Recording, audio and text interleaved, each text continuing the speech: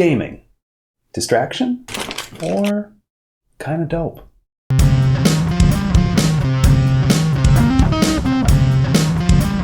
What's up guys, this is Taylor Payton of thebeginnerdrawingcourse.com, and today I'm going to talk about making art as a gamer.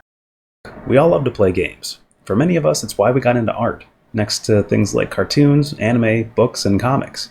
We love to explore worlds, level up, slay baddies, or even become one. All the creatures and quests, the scenery and equipment, we love being in the driver's seat. I used to game a lot more in my teens and 20s, but I still game today, even as a 30-year-old. Some of my best memories and much of my design sense as an artist came from all those impressionable hours I spent in front of my monitor or my TV. For example, take a game you may never have heard of, Phantom Dust. It was an action-packed deck builder where you could load your arsenal with custom psychic skills. It combined my love of card games, powers, and third-person gaming.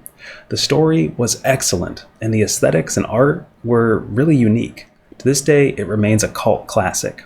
It's not a happy story though, since the world is basically covered in a mysterious dust that wipes out your memories if you're out in it long enough. But it does grant you psychic powers.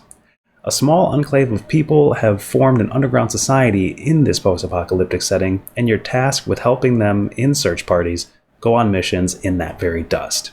I was enthralled with the existential themes, the gorgeous costumes, and the amazing and unique gameplay, not to mention the destructible environments, something that always turns my gears as a gamer.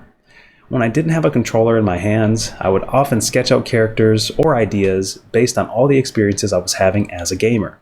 It was phenomenal. So much of my creative juice came from spending that time in various games.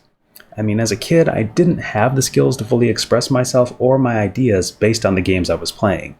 But after many years of devotion to the craft and keen application of the fundamentals of drawing, I could now do so.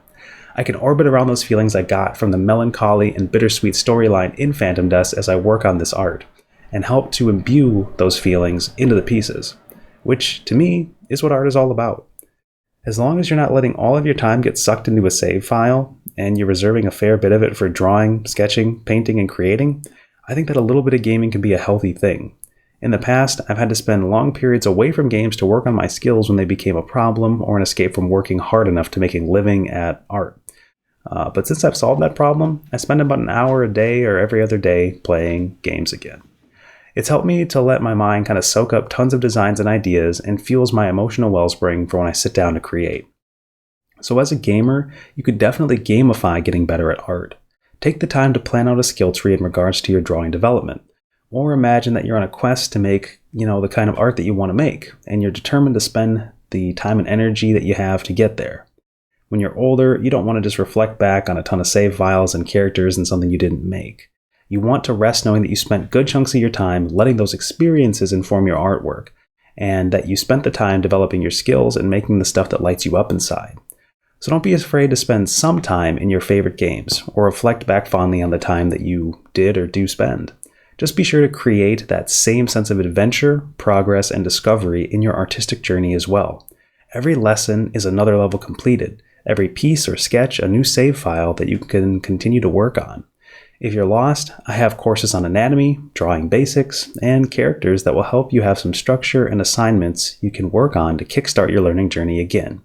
It's my honor to be able to provide them for you, and you can find these quest items in the description box below. Until next time, I'm going to say happy gaming, happy drawing, and happy creating. Take care.